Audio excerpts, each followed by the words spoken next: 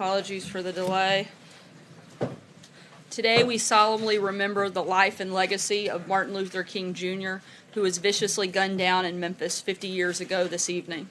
In what would prove to be the final public speech of his incredible life, Dr. King said, "Like anybody, I would like to live a long life. Longevity has its place, but I'm not concerned about that now. I just want to do God's will, and He's allowed me to go up to the mountain, and I've looked over, and I've seen the promised land.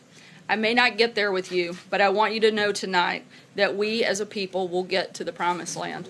And I'm so happy tonight. I'm not worried about anything. I'm not fearing any man. Mine eyes have seen the glory of the coming of the Lord." These prophetic words were from a man who found his identity and his purpose through his faith and selflessly led a movement that, while it cost him his life, changed the course of history. In honor of his sacrifice, we continue to perfect our union by defending the truth of all our country's founding principle that all men are created equal. Looking ahead to tomorrow, the President will be traveling to West Virginia. While there, he will participate in a roundtable with CEOs and workers from companies who have provided bonuses, pay raises, and other benefits to their employees as a result of the Trump tax cuts. Also participating in the roundtable will be families who have more money in their pockets as a result of this new law, which passed without a single Democrat vote. This will be the President's fourth trip to West Virginia since he took office. Later this month, the President will welcome the decorated U.S. Olympic and Paralympic teams to the White House. This event will take place on April 27th. The President looks forward to celebrating these incredible athletes and their remarkable achievements in the 2018 Winter Games. Before taking your questions today, I have a special guest here with us, Secretary Nielsen from the Department of Homeland Security. As you all know, the President received a briefing yesterday on the administration's strategy to confront the growing threat of illegal immigration, drugs, and violent gang members coming across our southern border. As the President said, the mobilization of the National Guard will be an important part of the strategy. Secretary Nielsen will come up now to deliver brief remarks, then take your questions, and after that, I'll be back up to answer questions of the day and other topics. That, Secretary. Well, good afternoon, everyone. I want to start, I'm going to give you some facts and perspective. Hopefully I can put some things in context. But I want to start with just a very simple statement for today's announcement, which is border security is homeland security, which is national security. It's not a partisan issue. It's not something we can separate out. It's core to being a sovereign nation. The President has reiterated this many times. In fact, he has specifically said that a sovereign nation that cannot, or worse not, chooses not to defend its borders will soon cease, in fact, to be a sovereign nation. The threat is real. We've talked about it over the last 18 months. The Department of Homeland Security, since its creation in 2003, has watched for current and emerging threats. Despite a number of steps that this administration has taken, which I'll talk about shortly, we continue to see unacceptable levels of illegal drugs, dangerous gang activity, transnational criminal organizations, and illegal immigration flow across our border. This threatens not only the safety of our communities and children, but also our very rule of law, on which, as you know, our country was founded. It's time to act. So let's talk a little bit about that today. In an effort to prevent such a consequence, the President has directed that the Department of Defense and the Department of Homeland Security work together with our governors to deploy the National Guard to our southwest border to assist the Border Patrol. The President will be signing a proclamation to that effect today. When the President took office last year, he issued a series of executive orders and directives that empowered DHS for the first time in almost a decade to fully enforce our border security and immigration laws. At that time, we saw a precipitous drop in unlawful border crossings, 44% down in the first few months of after the inauguration. This Trump effect, as many of you have referred to it, and we have as well, on illicit border activity was undeniable as smugglers, transnational criminal organizations, and those who are responsible for illicit activity across our border were forced to wait and see if enhanced enforcement efforts would scale back their criminal activity for good. In the last 15 months, under the President's leadership, the administration has taken major steps to methodically strengthen border security. Let me just give you just a few, but we're happy to provide additional details. We stepped up the targeting of dangerous criminal gangs such as MS-13. We removed thousands more criminal aliens than the year prior. We no longer exempt entire classes of illegal aliens from the consequences of breaking our immigration laws. We began the first new border wall system construction in close to a decade. We modified our asylum system processing to more quickly adjudicate claims, and we ended so-called temporary immigration programs that were either constitutionally dubious or were administered in a manner that was inconsistent with the purpose of the law or contrary to the intent of Congress. Despite these actions, we've recently seen the numbers of illegal border crossings rise from 40-year lows last April to back to previous levels. Our current border security and immigration laws fail the American people. The system rewards bad behavior. It does not punish lawbreakers. It undermines our nation's economic interests. Make no mistake, interdiction without the ability to promptly remove those without legitimate cause is not border security. It is not national security. When the president took office, the traffickers, smugglers, TCOs, and the illegal aliens that serve as their currency paused to see what our border enforcement efforts would look like and if we could follow through on the deportation and removal. While we have been apprehending aliens at the border with historic efficiency, these illicit smuggling groups saw that our ability to actually remove those who come here illegally did not keep pace. They saw that there were loopholes they could exploit to avoid detention and removal. And let me give you some numbers to put how that has changed the context of our immigration and border security system. Before 2013, approximately 1 out of every 100 arriving aliens claimed credible fear, which is the first step in the United States asylum process. Today, more than 1 out of 10 do so. Why this matters is because this number unfortunately demonstrates and is indicative of the rising level of fraud that plagues our system. This prevents us from timely helping those who really do need asylum. When we have to deal with the fraud and the backlogs, we are unable to help those truly in need. Before 2011, over 90% of arriving aliens were single adult males. Today, 40% are families and children. The traffickers and smugglers know that if you arrive with a family under our current legal and court system, you have a much better chance of being released into the United States.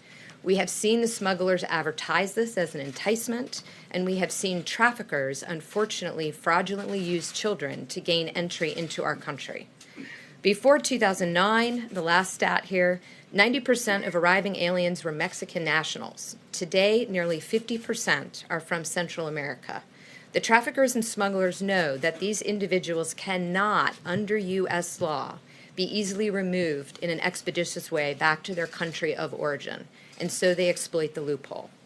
Each of these reflect the effects of legislative and legal loopholes that have made it that much more difficult to remove the bulk of those we apprehend, whether they are criminals, traffickers, gangs, or illegal aliens. Those falsely claiming asylum know that if they use the magic words credible fear, because of the low threshold that currently exists and because of the very large backlog, they will be released with work permits into the interior for many years before they see a judge. In 2012, when DACA was offered, families with children similarly understood that deferred action was on the table, and the possibility of further future deferred action has caused additional migration that continues through today.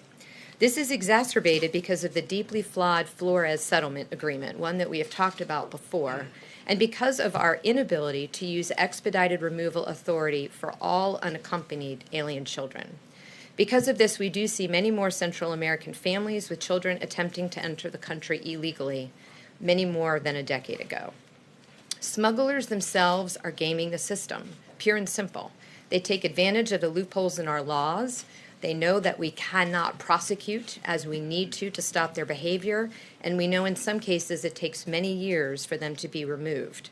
This, in addition, creates a massive magnet for additional illegal immigration, TCO activity, and criminal activity across our border. Every day, we rely on a number of partnerships to help us accomplish our mission to secure our borders. State and local officials, interagency federal partners, Congress, and of course our international partners. I have been with and will continue to work with these partners. This is a problem that requires all of our attention. This administration has also asked Congress for help. Congress makes immigration law. It's that simple. That is how our system works. Congress makes immigration law. Congress decides which classes of aliens are allowed into the country and which can be deported. We've asked for changes to existing law to close loopholes that exacerbate the challenges we have and often result in a de facto court-ordered or resource-constrained resulting catch and release. The President, as you know, terminated administrative catch and release last year, but due to these loopholes, we often find, particularly those with family, they must be released after 20 days. We asked Congress for additional funds for the border wall system, for detention beds, personnel, as that magnet of lawlessness still draws people by the thousands to our borders. Why not attempt the journey if you have no belief you'll ever be caught? We must change the environment. We must change and reduce those pull factors. Unfortunately, time and time again, Congress has failed to act. Worse still, some members of Congress have continually opposed efforts to secure the border. As a result of this continued congressional inaction, the administration has drafted legislation, and we will be asking Congress again to provide the legal authority and resources to address this crisis at our borders. We will not allow illegal immigration levels to become the norm. More than 1,000 people a day, 300,000 a year, violating our sovereignty as a nation will never be acceptable to this president. Since becoming Secretary, I've spoken with hundreds of members of Congress on the need for legislation. I will continue to speak with anyone who will listen about the need to end catch and release and close these loopholes once and for all. Based on conversations with congressional leadership, I am optimistic. We are a country based on the rule of law. I ask Congress to pass needed legislation with all urgency. I will work with you. Let's get this done. In the meantime, the President has directed the National Guard personnel be deployed to the southern border. The Department of Defense, as you know, has long supported the efforts of DHS to protect our nation's borders. This includes ongoing counter-narcotic missions, infrastructure construction, persistent surveillance operations training, and aerial support throughout the Western Hemisphere. The Department of Defense is a longtime partner of the Department of Homeland Security, and I thank them for their support. While plans are being finalized, it's our expectation that the National Guard will deploy personnel in support of CBP's border security mission. It will take time to have the details in place, but we are beginning today and we are moving quickly. We are anxious to have the support. I have spoken with all of the governors and will be continuing these conversations. It is very encouraging that some of them have already taken dramatic steps in their own states to confront illegal immigration and to strengthen that border security to prevent the criminal activity and the inflow of drugs. These are leaders who understand the importance of enforcement and border security and how it improves public safety in their states. I look forward to working with each of them. As a result, I will not provide the full details today because much of what we will be doing in conjunction with the border state governors will be worked out through the appropriate processes as it has been in the past. The urgency cannot, however, be underscored. We will be doing this today under the President's direction. I will continue my conversation with all 4 border governors, and we hope to have the path forward very much specified in the near future. I also want to just make sure before I turn it over for questions to mention that we've been in touch with my counterparts in Mexico regarding this action. They understand the administration's desire, much like their own, to control illegal entry into our country. They understand and respect our national sovereignty. I thank them for their recent support in addressing the yearly caravan, as well as in signing a number of security-related agreements last week. I value their partnership and do not expect this operation to affect that relationship. I want to close by saying that the problems of catch and release and unsecured borders are solvable problems. Congress has the ability and the opportunity to provide this administration and our country with the tools it needs for border security. In my conversations with members of Congress, all have said they're for border security and the rule of law. The vulnerabilities we need to address are well known. The legislative fixes have been drafted and debated. The tools are tested and ready. All that is lacking is the will to act. I'm hoping that changes, and I call on all members of Congress to work with us to close these loopholes and to end catch and release completely. Let me be clear, we are a welcoming nation. We support tens of millions of legal visitors every year, as well as over 1 million legal immigrants. We will continue to do so. But as I said earlier, border security is national security. Security of our nation is not a partisan issue. Border security is national security. It's a foundational element to the very security of our systems, of our citizens, and our homeland. The President's committed to securing our border and using all the tools that he has available to him. I thank him for his leadership and support of DHS. I thank you for listening, and I look forward to your questions. Sure. Maybe for some context, could you compare what the President is contemplating with what President Bush did, 6,000 National Guard personnel for about a year and a half, Arizona, New Mexico, California. President Obama did about 1,200. Right. Is he contemplating something larger than that and something of a longer duration? And how soon do you think, whatever the number is, the deployments will begin? So let me take the last part first. We do hope that the deployment begins immediately. I will be continuing to have conversations with the governors today. As you know, it's done through a memorandum of agreement, so we're working with all haste to agree on that. So we hope we've specified out the missions where we need support. They include everything from aerial surveillance, which, as you know, is part of Operation Phalanx, through to some of the support functions that the Guard was able to do under President Bush in Operation Jumpstart. So we've been very specific state by state, locale by locale, of what CBP believes they need, and then we'll work in conjunction with the governors who are, in fact, on the front lines to see what they need and work it within the National Guard. But as soon as possible, conversations are ongoing. And size and duration of the So size and duration, we have not, I don't want to get ahead of the governors. This is a partnership with them. We're giving them the opportunity to review our suggestions of how the National Guard can support the Border Patrol, but as soon as the numbers are available, we'll provide them. More robust than the Bush deployment? I think it will be strong. It will be as many as is needed to fill the gaps that we have today, is what I can tell you. So we'll go through and make sure. Madam Secretary, in terms of the operations that the National Guard will be involved in, Operation Jumpstart specifically prohibited the National Guard from laying hands on immigrants, that they were only in a support capacity to the Border Patrol. Are you thinking of similar rules of engagement, if you will? We're working with the governors, but we have had that conversation. As you know, it's a partnership under Title 32, so I'm very interested in continuing the conversation with them. To date, what we've discussed are support activities that are very similar to Jumpstart. So it wouldn't be actual enforcement then? Correct, as of now, yes. The President had also, in a tweet, said that he suggested that he would use some of the military appropriations to fund the construction of the border wall. Does the President have the authority to use money that Congress has appropriated to the Department of Defense to build the border wall? So it's a good question. I'm only going to sidestep it because I'm not at the Department of Defense and I'm not a lawyer over there. What he meant was there are some lands that the Department of Defense owns that right on the border that are actually areas where we see illicit activity. As part of what DoD does every day in terms of force protection, we're looking into options for the military to build wall on military installations on the border.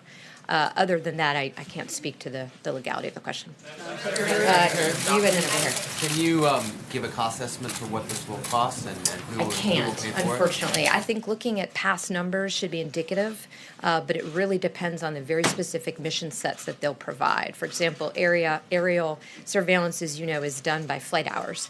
So first we have to translate that into a CONOPS and number of people, and then I can tell you how much those people will cost. So we're working that real time.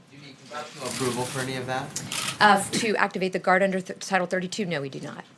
But we will do it in conjunction with the governors. Madam Secretary, how much wall can you build with the money that you currently have? So the currently appropriated will build about 150 miles. The $1.6 billion So that's for for the omnibus? 17 and 18 together, yes. And we have started building, as you know, so we're building real time in Clexia. How much new wall have we built at this point? So here, this is an important question. To us, it's all new wall. If there was a wall before that needs to be replaced, it's being replaced by a new wall. So this is the Trump border wall. In many cases, it will. Replacing current wall would count as new wall in your words. Yes, it would. And then how much will it cost to complete the entirety of the wall that you desire? So we are the Border Patrol, as you know, has submitted a very specific plan to Congress where we need the wall, what type of wall we need. We've finished evaluating all the prototypes. We have a toolkit, if you will. Some of the parts of the border are very different. In one place, we even have a wall that almost floats with the sand, if you will, because of the conditions there. In other places, we'll have taller walls, again, depending. Some places we have levees to do dual purpose. So we're continuing to work it out based on the funding that we have and what we've learned from the prototypes. We should have much better estimates soon. So we don't have a total ticket price at this time. It's still unclear what you think it will cost. We have the down payments. We're working with Congress real time to let them know what additional funds we need for what. I was wondering, I'm not sure I understand what the urgency for this is. It seems like it ramped up, just over the last several days and since the weekend, in fact. The House is not here, the Senate is not here. Why is this such an urgent priority right now for the President to sign? I think, what I would say is the numbers continue to increase. April traditionally is a month in which we see more folks crossing the border without a legal right to do so. So partly it's modeling, partly it's anticipating. We are seeing more and more advertising, and very unfortunately, by the traffickers and smugglers to our south, specific to how to get around our system and enter our country and stay. We have documented cases of borrowing children, appearing at the border as a family unit in a fraudulent way. So why today, not yesterday, tomorrow? Today is the day. Today's the day we want to start this process. The threat is real, as I mentioned. But why not last year? I mean, what responsibility does the White House or the department have for not urging Congress to do something more permanent rather than having National Guard troops down there who are, stretched thin already in their own states? No, it's a great question, and I appreciate the opportunity to clarify. We do want Congress to act. We had been hopeful that we would be able to agree on a bipartisan bill. The president, as you know, supported 2 of the 4 that were offered on the floor this last go-round. So what we were trying to do is give Congress an opportunity to act. That has not gotten us where we need to be in terms of enforcing the law. So we're taking what actions we can as an executive branch and hope that we can soon again start the conversation with Congress. Yes. You said that you hope deployment begins immediately, but what exactly does that mean? I mean, does that mean that troops could be heading to the border as soon as tonight? It does mean that, but what it also means is we will do it in conjunction with the governors. I want to be very clear. This is Title 32, so the governors retain control of the National Guard within their region. So I'm not going to get ahead of them. The ones that I have spoken to understand our urgency, our request. The National Guard understands the urgency and the request. So we will do it as expeditiously as possible. But it is an MOA process, so we're working through that real time. Yes. Thank you. Follow up with Jeff's question, because this is the 440th day of the Trump administration. Mm-hmm. You talk about the urgency, you talk about it being April, but there's been Right. a lot of speculation in the country that this might have something to do with something the President saw on television on Sunday morning. Or it might have something to do with the fact that the President wants to shore up support amongst his political base. Can you speak to that speculation? Is it true? I think what is true is the president is frustrated. He has been very clear that he wants to secure our border. He's been very clear that he wants to do that in a bipartisan way with Congress. I think what you're seeing is the president taking his job very seriously in terms of securing our border and doing everything we can without Congress to do just that. But I do hope as soon as Congress comes back that I can work with them. For how long have you been working on this plan? For how long have you personally been involved? It's always on the table. It's been done before, as you know. So it's not a new concept. It's nothing new. It's one of many things that we have looked at. We're in continuing conversations with the governors. This is a partnership, as you know. It's not new. We're just walking through all of the things that we can do. I listed some of the ones that we have done. We can provide you others. Last one.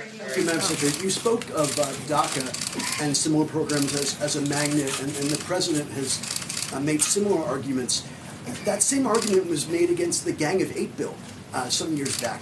Can you describe what sort of immigration bill that covers people who are here without papers would be acceptable and would not be a magnet, or is the only bill that would be not a magnet simply one that restricts immigration?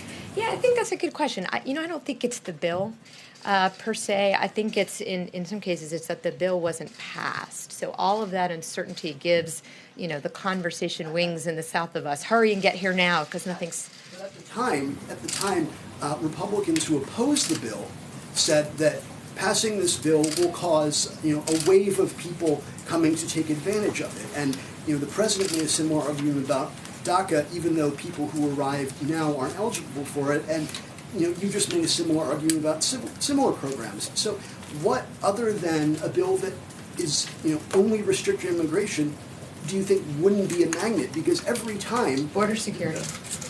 I'm trying to be flip, but that's how the two go together. The problem with doing any of them in a vacuum is we continue the problem. We want a permanent solution.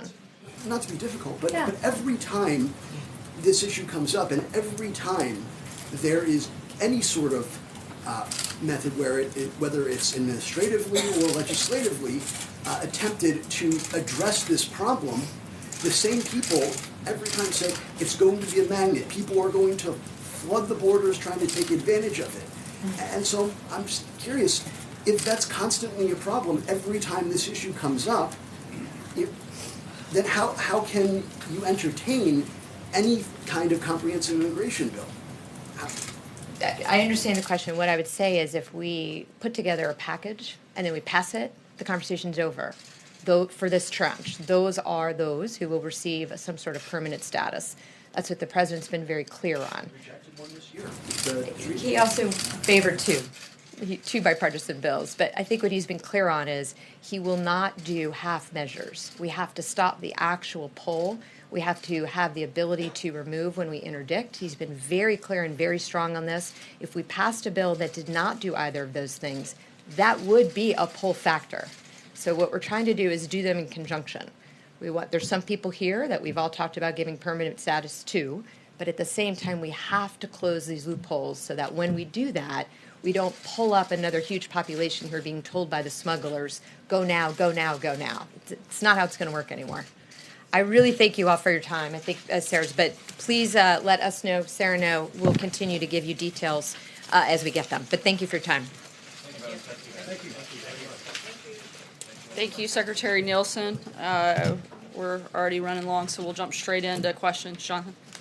Back in January, the president told several of us that he was looking forward to, willing to answer questions under oath from Special Counsel Robert Mueller. He said he expected it would happen in about 2 or 3 weeks.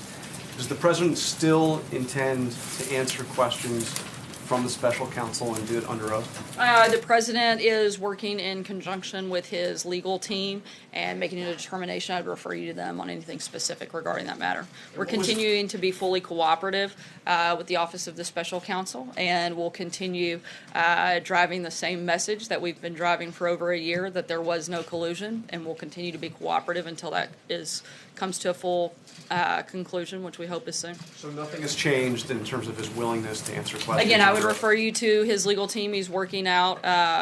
They would make that determination. What was his reaction to learning that he is not a subject, or that he is not a target of the special counsel investigation, although he is a subject? I'm not going to comment on the ongoing and the back and forth out of respect for the special counsel, but as we've said many times before, there was no collusion between the president and Russia, so nothing has changed. We know what we did and what we didn't do, so none of this comes as much of a surprise. Mara? Thank you, Sarah. I have 2 questions, a Russia question and a DACA question. Does he agree with McMaster that we have failed to impose sufficient costs on Russia? What McMaster actually said is that we've been very tough on Russia.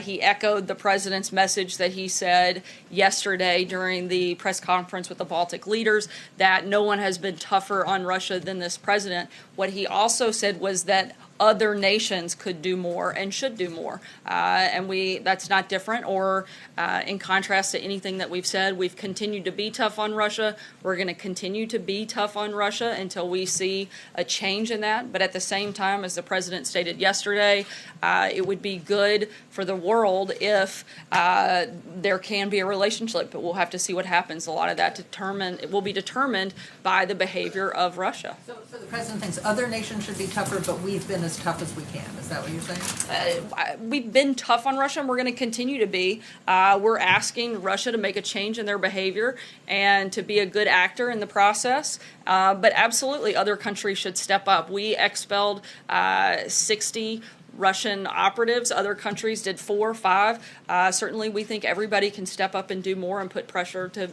maintain good behavior. On DACA, the president tweeted no more DACA deal. Does that mean when the courts resolve this issue, he will begin deporting the DACA kids? Look, we're not going to get ahead of anything. We have tried and tried. Democrats have continued not to want to participate and actually find a solution. They failed to actually show up and do their jobs as they were elected to do. The president has been very clear, put multiple proposals on the table to fix the problem, and Democrats have not been willing to take a deal that was actually a really good deal and went much further than the previous administration and went further than things that they've previously supported.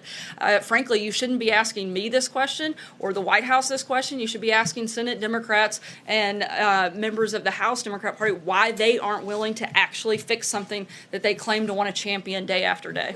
Major, sorry, make it move it. Major. Sarah, Larry Kudlow and the Commerce Secretary, Wilbur Ross, both said today that negotiations are the most likely way the trade dispute is going to be resolved. Does the president agree with that, or does he in fact intend to put the tariffs on the table, make them real, because they're not real yet, and then see what happens? Look, we're going through the review period.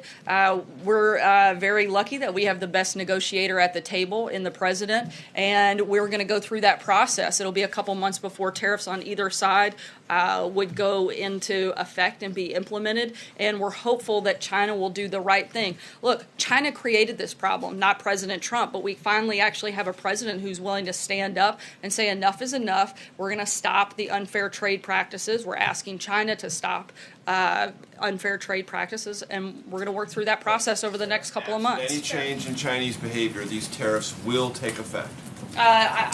I'm not going to get ahead of the process of where we are. We're in the review process right now, but certainly we expect China to make changes and stop the unfair trade practices that they've participated in for decades. The tariffs will take effect. Again, I'm not going to get, I just said, I'm not getting ahead of the review process, but I would anticipate that if there are no changes to the behavior of China and they don't stop the unfair trade practices, then we would move forward. John? In the meantime, Sarah, as all this is taking place, we're seeing some really wild swings in the stock market, which represents billions and tens of billions of dollars in real money. Is the president worried that this saber rattling is causing many people in this country to lose money? No, the president's worried that we have countries that have been taking advantage of us for decades and that he's not going to allow that to happen anymore. We may have a little bit of short-term pain, but we're certainly going to have long-term success, and we're focused on long-term economic principles and making sure that we have a strong and stable economy, and that's exactly what the president's doing. Jim? Question on Amazon. The Pentagon could potentially award a very large cloud computing contract to Amazon. Given the president's recent criticisms of Amazon, is this something he would potentially have concerns about Amazon getting this contract? And would he ever personally intervene in the contract competition? The president's not involved in the process. DOD runs a competitive bidding process, and I would refer you to the Department of Defense on the specifics of how that process would work. Process whatsoever. That's not something the president is involved in. Again, this is a process run by DOD, and it's a competitive bidding process. For the specifics on it, I'd refer you to them. John? Thanks a lot, Sarah. There's a lot of Johns here today. We worked it out. The president, as Jennifer mentioned, has railed against Amazon over the course of the past few weeks, calling the deal that they have with the United States Postal Service a sweetheart deal. My question to you, though, has to do with another sweetheart deal. That's the $50 a night payment that the EPA Administrator Scott Pruitt paid to a lobbyist that did business with the EPA. As you know, Sarah, the president promised to drain the swamp. His behavior, his actions seem very swamp-like. Why is the president okay with this? The president's not. We're reviewing the situation. When we have had a chance to have a deeper dive on it, we'll let you know the outcomes of that, but we're currently reviewing that here at the White House. Does the president have confidence in the EPA administrator at this point? The president thinks that he's done a good job, particularly on the deregulation front, but again, we take this seriously and we're looking into it, and we'll let you know when we finish. John? Sorry, I'm going to stick with the theme here and go to another John, and then I'll start mixing it up. Okay. Thank you, Sarah. Two questions. Last week, BuzzFeed reported that Christopher Steele was claiming in a report, documented evidence, the FBI had a second report on the mysterious death of Mikhail Lesnin, founder of Russian television RT and former press secretary to Vladimir Putin. He died at the Hotel DuPont. Originally it was said from a fall, but this report said he was bludgeoned after by people hired by oligarchs close to Putin. Does the administration have any comment on this, given the concatenation of commentary on Russia and response to Russian activities abroad? I don't have anything specific on that incident at this point. The other thing is, can we have a readout from the Mexican foreign minister's meeting here recently, including with the White House staff and Jared Kushner? I'm sorry, I couldn't hear the last one. What was I understand. Are you asking if we're going to have a readout? Yes. Sorry. We're continuing in the NAFTA negotiation. We feel like we've made significant progress. We'll keep you posted as that continues. Jeff. Sarah, was the president persuaded by his advisors that it's important for the United States to stay in Syria? The president has maintained all along that our focus has been on defeating ISIS. There, we've made significant progress since the president took office, and under his leadership, with a complete collapse of the caliphate there.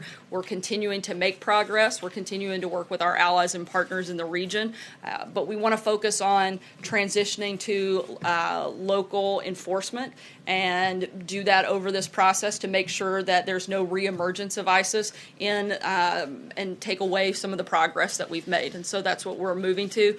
As this environment has changed because of the success under the president's leadership, we're evaluating it as we go. Repeatedly expressed his annoyance or his dissatisfaction with Iran, criticized the Iranian regime. Wouldn't taking U.S. presence out of Syria simply embolden Iran even further?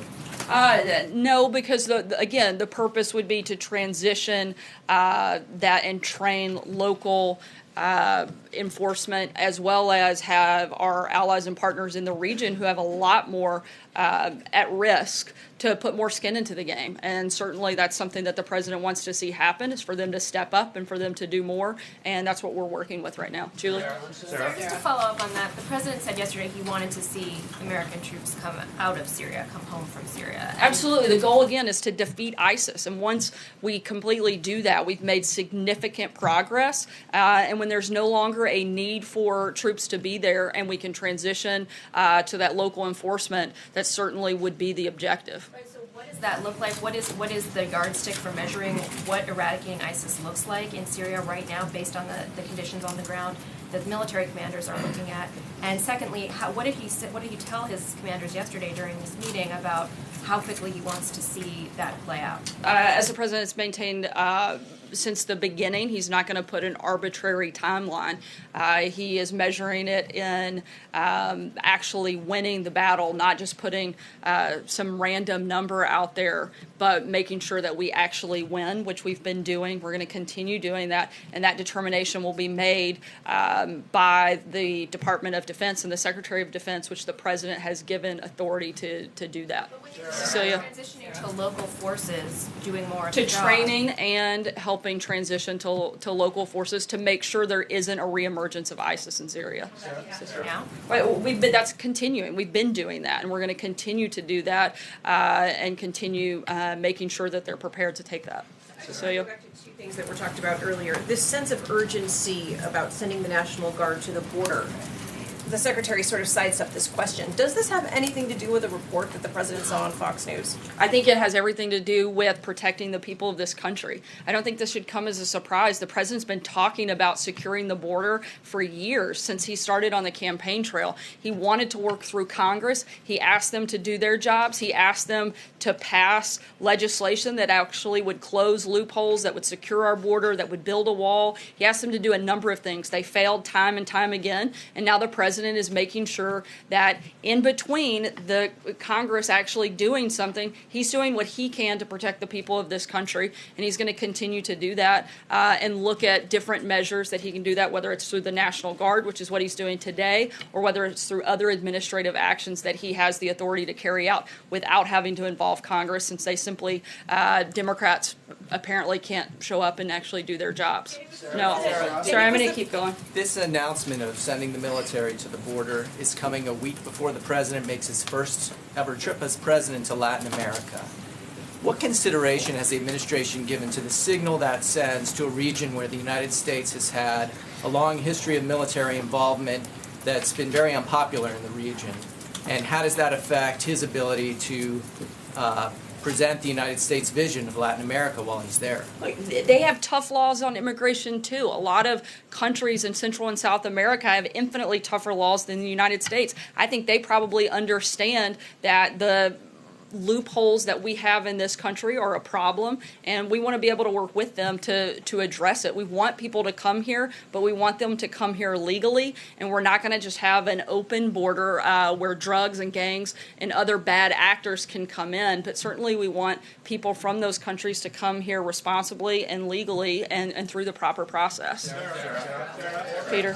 Syria, just to be very clear, you're saying earlier, as the White House said, that the military mission is coming to a rapid end. The president, just a couple of months ago, just last month, said we should never ever have left, referring to Iraq. He talked about that vacuum. So why wouldn't leaving control over local forces then allow for a new vacuum? Just repeat what the president promised would not happen. Again, we're going to make that determination. We're evaluating this as we go. Progress has clearly been made with the complete collapse of the caliphate, and we want to make sure that there isn't a reemergence, and we're counting on the Secretary of Defense and our troops on the ground and our commanders on the ground to help make that determination. So, to be clear, he thinks local forces, at some point, he has confidence that local forces independently will be able to manage those countries in those situations. Certainly, again, we're going to work with those individuals. We're training the local forces, but we also want all of our allies and partners in the region to step up and do more. Again, they have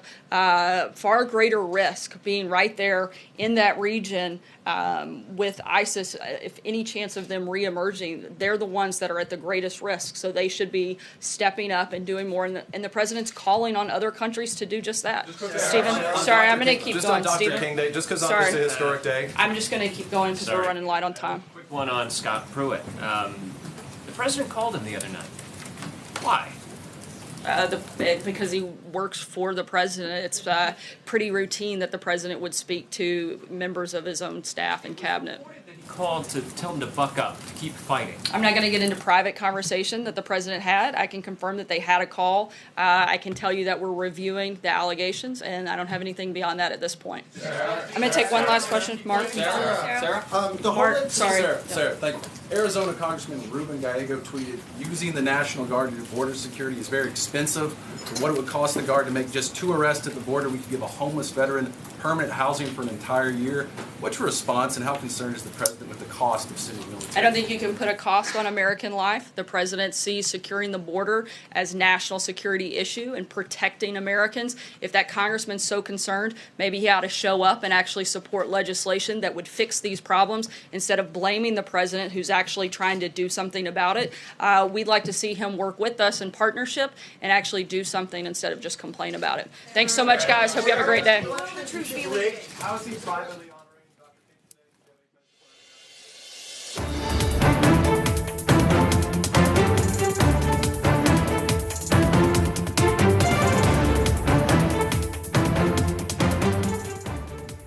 A wild day of presidential proclamations and walkbacks already. I'm ABC News Political Director Rick Klein, and welcome to the briefing room, joined here by Justin Fischel and Catherine Falders from our White House team, and also a special guest today, Devin Dwyer, up in New York, joining us as well. Let's start. I'll get you first, Devin, because you got the big seat up there in New York. On the news around Robert Mueller's investigation, our colleague John Karl asking the White House, is it still the president's intention to sit down with Robert Mueller at some point? This comes in the wake of the news, as first reported in the Washington Post, that his lawyers have been informed that he isn't currently the target of an investigation. Devin, do you think these developments are significant to the White House, and do you detect any kind of change in their stance toward possibly sitting down with Mueller? Well, fascinating headline. She actually, Sarah Sanders, didn't go so far as to commit to the president holding the same position he's had, which, of course, as John mentioned on his question, was very eager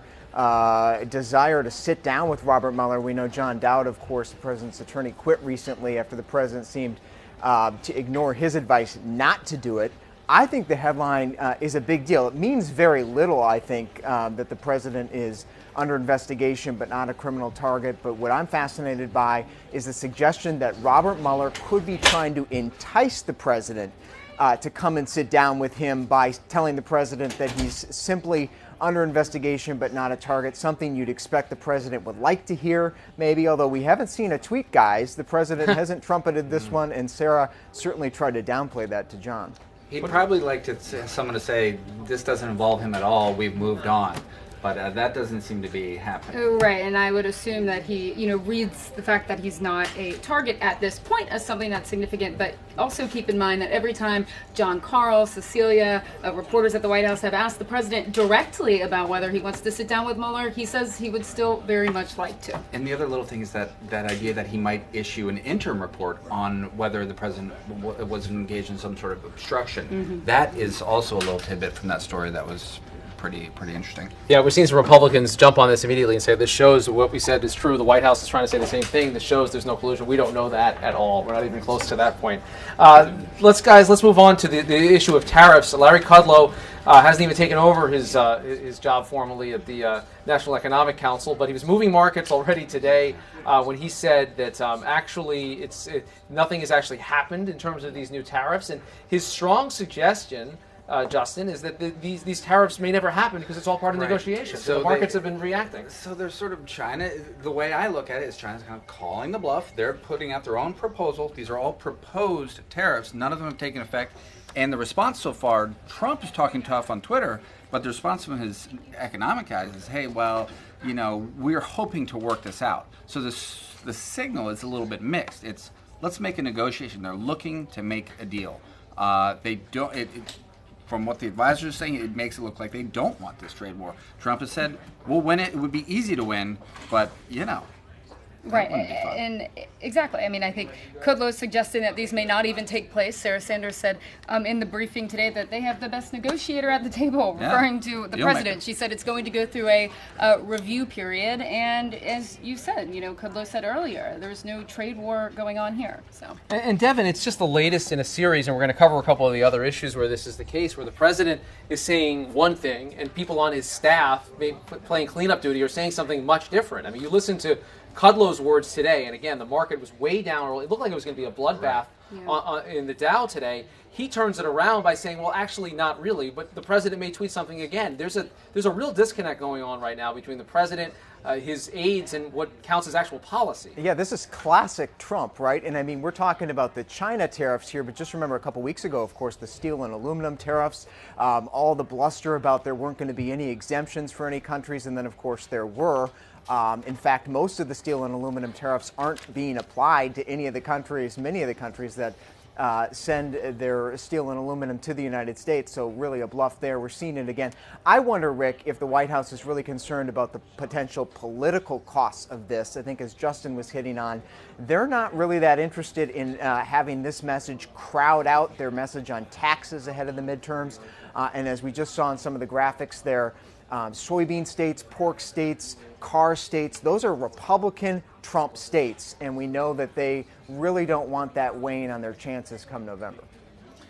There's a huge risk of that, and I think a growing risk that the president's words just get ignored by a lot of other countries even. One other area where we're seeing a disconnect like that is on the issue of the border. The president just yesterday, surprising a lot of people by saying we may look to have a military presence on the border, says this is never done before. Today we just got, earlier in this briefing, we heard from the Secretary of Homeland Security that actually this is about sending some National Guard troops to the border, which has happened before. And she spoke for a long time about this, but she didn't really give us any concrete facts or figures. It's just indicative that this was sort of a hasty rollout based on Trump's surprise announcement yesterday. They're not telling us how much it's going to cost. They're not telling us that all the governors are on board. In fact, California is probably not going to be on board. They're not telling us how many troops are going to be going down there. That's a big part of the equation, whether they've secured the funding for it. I mean, it's just not... It's not that easy to just mobilize these people like that. And then there's huge restrictions about what they can actually do when they're there. Well, and contradictory messages even from her in that briefing, right? At the top of the briefing, she says that, since this administration, since Trump took office, the border has become more secure. But at the same time, we have to mobilize the National Guard to go down there and secure the border.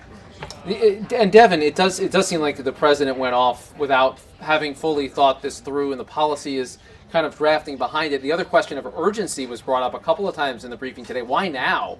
Is this suddenly this sort of priority? This calls on Congress when Congress is in the middle of an extended break. We know that Congress has given its best shot, in all likelihood, at doing something around immigration. They gave some funding for the wall. It's unlikely this is kind of goose action. It seems like this is executive action just kind of filling the gap where presidential rhetoric left off. Right. This is the president's favorite issue. It's been a quiet period around the Easter holiday, spring break. Congress is gone, and he simply went off. He's obsessed.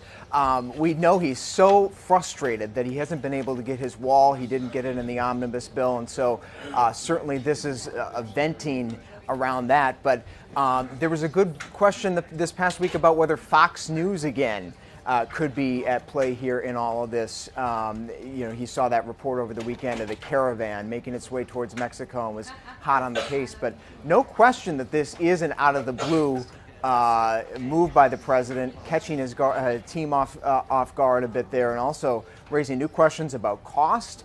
How long those troops would be there, even if it's not unprecedented. The number of troops, it certainly adds a new dimension to the immigration fight headed into the fall.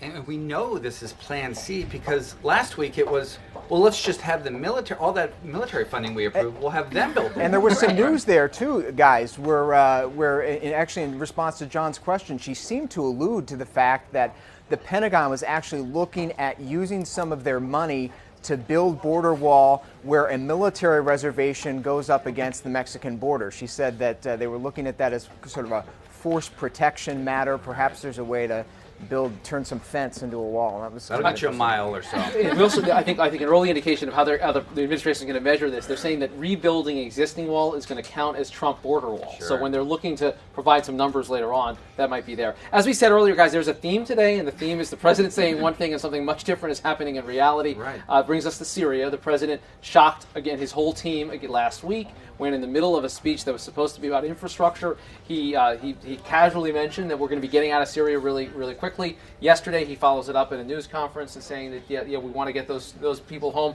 There's a small number of U.S. troops, about 2,000, that are there in Syria. It's tied up in the fight against ISIS. The White House today reiterating that the goal is to defeat ISIS. It doesn't seem, though, that the policy really is anywhere near where the president seems to suggest that it is in terms of a withdrawal plan. We're not close to that. No, I mean, what they had to sort of walk back today was, yes, we would like to get out of there quickly, as the president says, but we got to defeat them first. And you can't put a timeline on that. They're saying it's going to happen quickly, they hope, but they don't know. And, the one thing I would say about these missions is as soon as you put out one fire in the Middle East, there's always another one that you haven't been paying attention that just flares up. So, there's going to be a mission there, one way or another. Right, and I think what's also telling is, as you mentioned, and you reported last week surrounding, when he first made this statement, is that he took a lot of his own cabinet, by surprise. A lot of senior officials, he's not in line with his military leadership on this. So obviously, Sarah Sanders released that statement from the press secretary, as you pointed out, playing cleanup there. But again, we still haven't heard directly from him on this. At the same time he floated this yesterday, his top brass and top Syria policy advisors were saying we have to stay and fight and finish, and he was saying, we want to pull out, and they had to try to fix that all nicely together today. And Devin, there is that contradiction inherent in this. The president has said repeatedly, we're not going to telegraph our intentions. He has said it was a mistake to get out of Iraq when we did. He has also said, let's make America great again. And this, in that sense, very much fits with that. He claims to have been against the Iraq War, questionable about that, Right. but from the very beginning, and his questioning of involvement in the Middle East continues. It seems like he's trying to make good on a whole bunch of promises that just don't fit together. That's right. This is campaign Trump showcasing his stripes yet again. And what's interesting is this is sort of a big win for the generals. Clearly, Mattis got to his ear. General Dunford, chairman of the Joint Chiefs, got in his ear here. This roundabout of the past 24 hours. We're staying in Syria after saying we're getting out of Syria. But guys, as you know, the president has tended to get what he wants. He wanted tariffs. He resisted his staff's nagging at his elbow for all those months. He got out of the Paris Accord. He's probably going to get out of the Iran deal. All of these things. He has people around him trying to hold him, keep him at bay. And he goes there, and that's, I think, what happened with this case as well. He wants those troops out. I bet they'll come out on his watch. And we should note just one other storyline very briefly. Scott Pruitt, the embattled EPA head, a lot of great ABC News reporting that's put him in a very difficult spot regarding a sweetheart deal he got on his housing arrangement. The White House confirming today, Sarah Sanders saying that this is under investigation. It seems like he's still on some kind of a thin ice. It seems like he's a little on thin ice here, and that was I was a bit surprised by that comment. We knew the White House was looking into it. White House officials told us yesterday, though, that Pruitt was reassured in a phone call with President Trump and General Kelly. But today, Sarah coming out saying this is something that the White House is taking very seriously in looking into. The first time she's really said as much on the record. And Pruitt is out doing a number of interviews today with conservative media outlets, and one of his lines is, he had this $50 a night room that he was owned by an energy lobbyist, which obviously raises ethical questions. He says this was more of an Airbnb type situation where I rented literally one room that was used on a temporary status until I found something. So it's Airbnb. I'm not sure they went through the website. Sort of But Airbnb. that's what he's saying anyways. All right. Let's bring it in for a landing today. Devin, because you're in New York, you can do the honors and tell us what you learned. What's your big takeaway today? Oh, big takeaway today is that this president is totally creating whiplash. This is whiplash week at the White House. I'm eager to see what's in store for tomorrow. He's headed out to West Virginia to get back to talking about taxes. That's the message this White House wants to run on. We'll see if he can succeed in a little bit of discipline to close out the week, guys. What do you got, Justin? The hardest bureaucracy to beat in Washington is the Department of Defense. I can't leave with a prediction. We'll be in Syria for at least another year plus. We're writing that down somewhere. I like that. We like predictions. Catherine, what do you got? If we're going on predictions, I'm predicting that, and I don't want to put a timeline on it, but that we may lose another cabinet secretary sooner Well, rather that's an than easy later. prediction. That happens once a week. I know. Come on. You'd have what's to my predict that percentage? they're not Like going to do that to make it. I know, but the comment again from Yeah. Sarah I thought was interesting, and we'll hear from Pruitt probably later on tonight. But it's definitely something to keep an eye on this week and into next. And to Devin's point about whiplash, President Trump is letting Trump be Trump. This is true colors. This is what he likes to be. This is the freewheeling style. And it is the improvisational presidency, and you're seeing all the consequences of that. I think the market thing, though, to me suggests that there is some kind of a check out there. When he saw the gyrations in the market, Kudlow goes out there to kind of clean up what they meant about the tariff. It was like, let's get serious, guys, about what this is. Maybe the president can't just say whatever he wants. Maybe. Or maybe Kudlow's out. Who's next? Whoever takes the job. All right, that does it for this edition of The Briefing Room. You can download the ABC News app to stay up to date. Our thanks to Devin Dwyer, Justin Fischel, and Catherine Folders. That's it from here. Catch us again right here on The Briefing Room.